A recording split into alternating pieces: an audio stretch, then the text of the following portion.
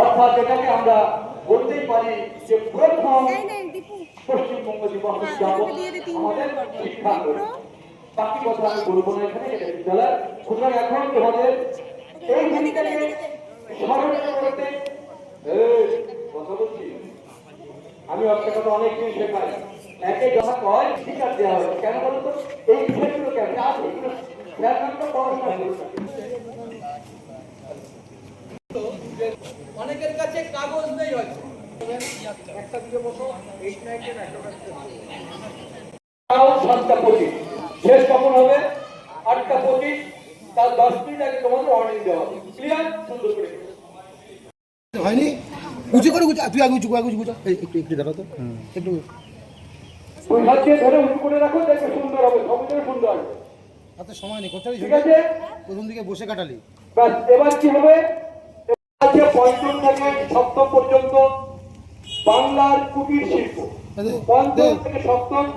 আরে সুমন তুই ঘুরে বস ফিরে থেকে সপ্তম কুটির শিল্প, অষ্টম থেকে দশম ভারতের স্বাধীনতা আন্দোলন পশ্চিমবঙ্গ, ভারতের স্বাধীনতা আন্দোলন পশ্চিমবঙ্গ।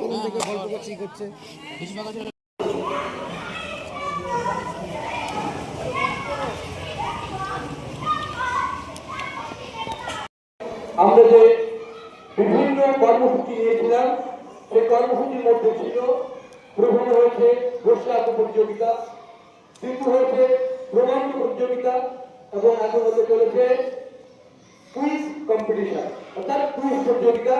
তোমরা এখানে যারা আছো, তোমাদের অংশগ্রহণ আগামী দিনে তোমাদেরকে আরো বৃহৎ ক্ষেত্রে এগিয়ে নিয়ে যেতে সহায়তা করবে। এখন শুরু করছে আমাদের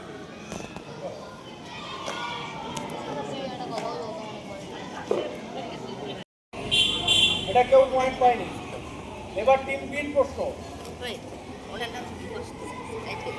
সার্বভৌম ঐক্যবদ্ধ বাংলা এর পরিকল্পনার প্রস্তাব 1947 সালে কোন দুই নেতা দিয়েছিলেন?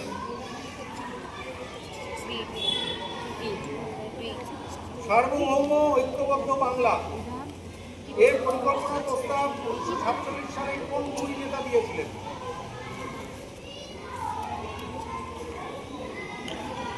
অন্য তিনটে টিমের কেউ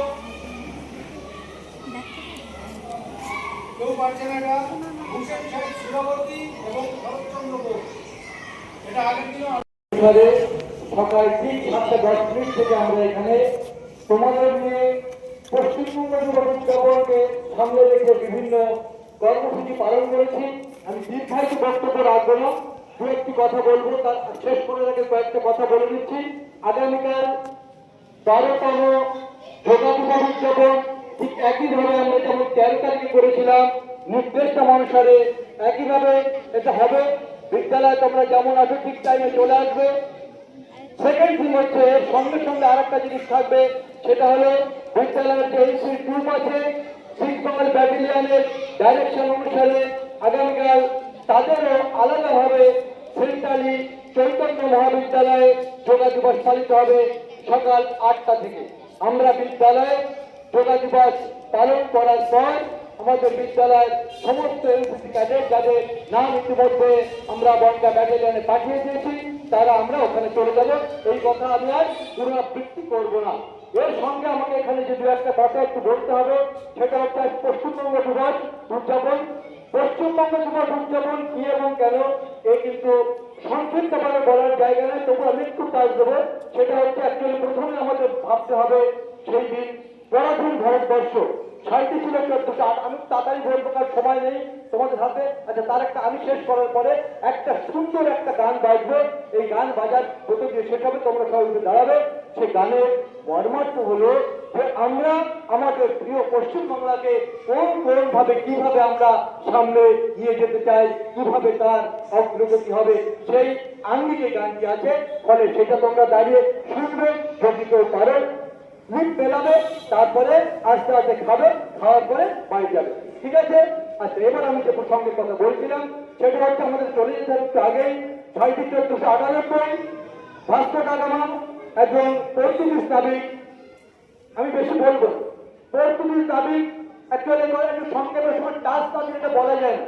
এই পর্তুগিজ নাবিক কি বলে ভারতবর্ষে তারা কি করতে এসেছিল, তার বাণিজ্য করতে এসেছিল। এই বাণিজ্য করতে আসার পরে বিভিন্ন কাল কেটে গেল, অবশেষে কি হলো আমি সংক্ষেপে চলে আসছি।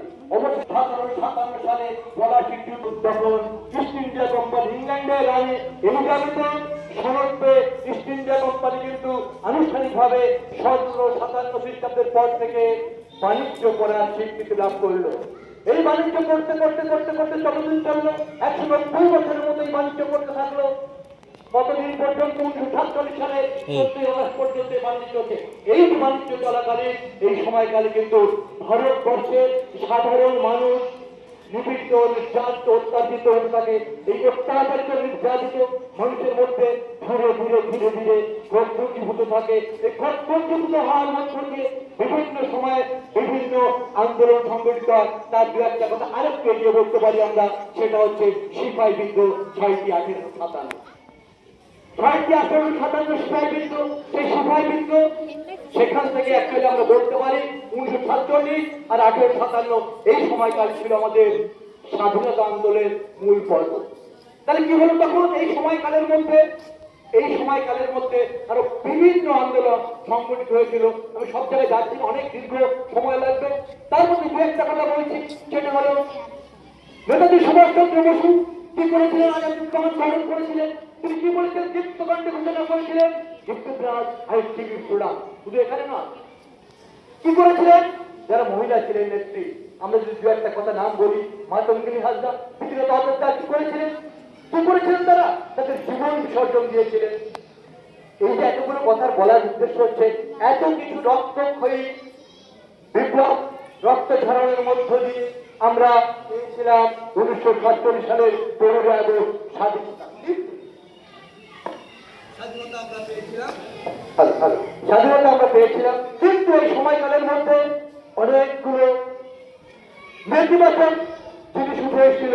তার মধ্যে একটা আগে উল্লেখ করতে হবে, যেটাকে আমরা প্রথমে বলবো বঙ্গভঙ্গ 1905। লর্ড কার্জনের যে দ্বিজাতি তথ্যনীতি, এই দ্বিজাতি তথ্যনীতির উপর ভিত্তি করে কি হয়েছিল, বিভাজন ঘটেছিল। কি বিভাজন হয়েছিল? বিভাজন হয়েছিল যে এই যেটা আমরা ধর্মীয় মেরুকরণের কথায় যদি আমরা বলে থাকি যে হিন্দু মুসলমান, এই যে বিভাজন নীতি মানুষ মেনে নিতে পারেনি, সেখানে কি হয়েছিল, বিশ্বভারতী কবি রবীন্দ্রনাথ ঠাকুর, খুব তার কথা বলবো না আমরা, আরো অন্যান্য মনীষীরা তাদের লেখনের মধ্য দিয়ে রবীন্দ্রনাথ ঠাকুরকে লিখেছিলেন আমার সোনার বাংলা আমি তোমায় ভালোবাসি। উদ্দেশ্য কি ছিল? সকলকে সমবেত করা। শুধু করেননি তিনি অরণ্যনের ডাক দিয়েছিলেন, করেননি শুধু রাখি বন্ধন হয়েছিল। উদ্দেশ্য কি ছিল? অ্যাকচুয়ালি সবকিছু উদ্দেশ্য ছিল আমরা একত্রিতবদ্ধ ভাবে থাকবো, আমাদের সকলের মধ্যে সুন্দর চিন্তা ভাবনা এবং মানবিকতার বন্ধন থাকবে। হলো না 1911 সালে কি হলো, সেই কিন্তু বঙ্গভঙ্গ লর্ড কার্জনের যে নীতি সেটা রদ হয়ে গেল। চলতে থাকলো বিভিন্ন বিদ্রোহ, ইংরেজের অত্যাচার চলতে থাকলো এইভাবে চলতে একটা সময় এলো যখন আমরা শেষ পর্যায়ে কথা বলছি, যেটা হচ্ছে 1947 দিকে এগিয়ে গেছে বিভিন্ন বিপ্লবের মধ্য দিয়ে। মাউন্ট ব্যাটেন 3রা জুন 1947 একটা নীতি এনেছিলেন। কি নীতি? যেটাকে আমরা বলি ইতিহাসের কথা, যেটাকে বলা হয় দ্বিতীয় বঙ্গভঙ্গ আন্দোলন। কি এমন কথা ছিল সেখানে? সেখানে এই কথাটাই উঠে এসেছিল। যখন দেখা গেল ব্রিটিশ সরকারের যে নীতি, সেই নীতির উপরে ভিত্তি করে ভারত অধিরাজ্য, মানে একচুয়ালি স্বাধীনতা দেওয়ার ঠিক মুহূর্তে ভারত অধিরাজ্য, পাকিস্তান অধিরাজ্য, এই দুইভাবেই প্রভাবিত হয়ে গেল। রয়ে গেল কি? অবিভক্ত বঙ্গদেশ রয়ে গেল। এই অবিভক্ত বঙ্গদেশ নিয়ে যখন প্রশ্ন উঠলো, কি প্রশ্ন উঠলো? এই যে অবিভক্ত বঙ্গদেশ, এই অবিভক্ত বঙ্গদেশের মধ্যে বিশেষভাবে দুই সম্প্রদায়, হিন্দু এবং মুসলমান, এদের আধিক্য বেশি ছিল। এবং ভৌগোলিক অবস্থান দাঁড়িয়ে দেখা যায় যে পূর্বাঞ্চল অর্থাৎ অবিভক্ত যে বঙ্গের, সেই অবিভক্ত বঙ্গের পূর্বাংশে এবং পশ্চিমাংশে, পূর্বাংশে মুসলমান সম্প্রদায়ের সংখ্যা বেশি ছিল, পশ্চিমাংশে হিন্দু সম্প্রদায়ের সংখ্যা বেশি ছিল। এই ভিত্তিতে কি হলো, এর ভিত্তিতে যখন মাউন্ট ব্যাটেন কি করতে চাইলেন, তিনি বিভাজন করতে চাইলেন, দ্বিতীয় বঙ্গভঙ্গ বিভাজন করতে চাইলেন। তখন কি হলো, তখন বিভিন্ন নেতৃত্ব উঠেল বাংলার, তখন বাংলার যে বিধানসভা, বাংলা বলতে আমরা যেটাকে বোঝাই সেটা অবিভক্ত বাংলা, বাংলার যে বিধানসভা তার বিভিন্ন ভাবে সেখানে ভোটাভুটি হয়েছিল। আমি আবার বলছি, বিস্তারিত যাচ্ছি না, সময় হয়েছে। ভোটাভুটি হয়েছিল। সব থেকে বড় কথা হচ্ছে যেটা আমাদের বলতেই হবে যে হিন্দুদের পক্ষে তাই, অর্থাৎ অবিভক্ত বাংলার পশ্চিমাংশ আর অবিভক্ত বাংলার পূর্বাংশ, অবিভক্ত বাংলার পশ্চিমাংশ ভারতের অধিরাজ্যের অন্তর্ভুক্ত করার জন্য সওয়াল করেছিলেন এবং সকলের সঙ্গে যে বার্তা পৌঁছে দিয়েছিলেন তিনি হলেন ডক্টর শ্যামাপ্রসাদ মুখোপাধ্যায়। তাই তো ডক্টর শ্যামাপ্রসাদ মুখোপাধ্যায় প্রচেষ্টা এবং অন্য সকলের ঐকান্তিক সহযোগিতার মাধ্যমে 20শে জুন 1947 সাল যখন আমরা স্বাধীনতা লাভ করিনি, তখন কিন্তু আমরা কি হলাম, আমরা ভারতের অধিরাজ্যে অন্তর্ভুক্ত একটা পশ্চিমবঙ্গ রাজ্য হিসাবে আমরা স্বীকৃতি লাভ পেলাম। অর্থাৎ আমরা বলতেই পারি যে ভারতবর্ষ স্বাধীনতার পূর্বে আমাদের পশ্চিমবঙ্গ। এরপরে কি আরেকটু কথা বলে আমি শেষ করবো, সেটা হলো স্বাধীনতা পেলাম আমরা। স্বাধীনতা পাওয়ার পর 19 বছর কেটে গেলেও আমরা এই প্রথমবার শিক্ষা আন্দোলনে আমরা আমাদের পশ্চিমবঙ্গ, আমাদের ভালোবাসার স্থান, আমাদের সুজলা সুফলা শস্য শ্যামলা সেই বাংলার কিন্তু আজ আমাদের বিজ্ঞান শিক্ষাঙ্গনে এই প্রথমবার সরকারিভাবে আমরা এই অনুষ্ঠান পালন করছি। আমরা আগামী দিনে আশাবাদী আমাদের পশ্চিমবঙ্গ শিক্ষা, সংস্কৃতি, সভ্যতার পীঠস্থান হয়ে আরো সামনের দিকে এগিয়ে যাবে।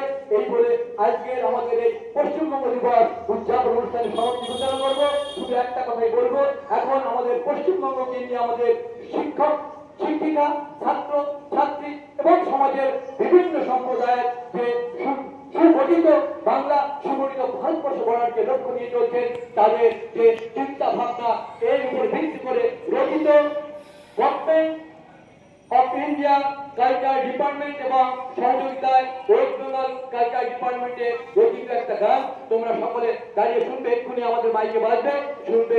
তারপর আজকে এই অনুষ্ঠানের সমাপ্তি ঘোষিত হবে, তারপর তোমরা খাবে, বাড়ি যাবে। ম্যাম, জয়ন্তী ম্যাম, 3 নম্বর।